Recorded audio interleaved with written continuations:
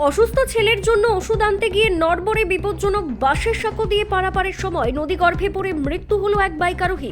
মৃতের নাম সঞ্জয় ঘোষ, বয়স 34, ইন্দাস থানা এলাকার ভগবানপুর গ্রামের ঘটনা।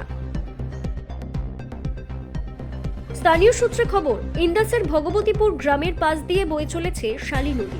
বছরভর সেভাবে জল না থাকলেও বর্ষার দিনগুলিতে ফুলে ফেপে ওঠে ওই নদী।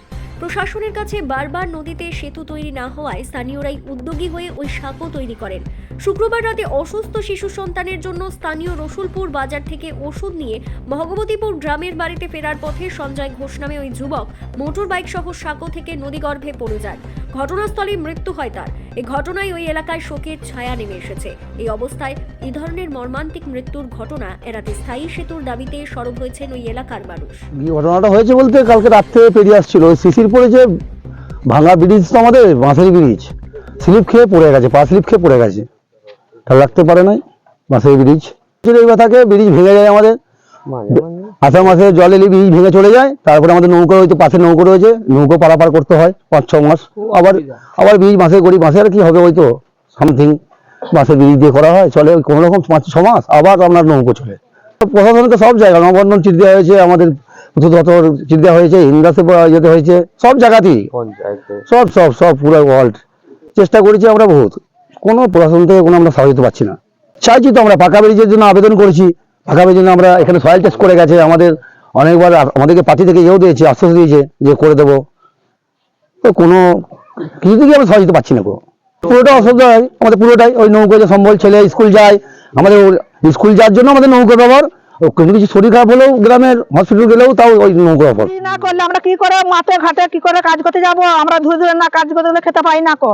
আমাদের এই নদীর দড়ি নিয়ে মাপ নিলে পুল আর হচ্ছে না, তাহলে ছোট ছোট ছেলেদিকে নিয়ে কোথায় যাবো? যখন গান হয় তখন আমরা এই গাঁকে ছুটে বেড়াই, নৌকো নিয়ে ছুটি করতে হয়। আমরা দুটি খাবার লেগেই তো আছি, গ্রামের লোক দিকে না দেখলে আমরা কি করে, তাহলে আমরা কি করে পেরুবো? আমাদের গ্রামের লোকরাই সাহায্য করে, তখন আমরা যাই, আমরা এই গা করে খাটতে যাই। ঘটনাটা কালকে রাত্রে ও যখন বাড়ি ফিরছিল, কিভাবে যে পড়ে গেছে আমরা কিন্তু দেখিনি।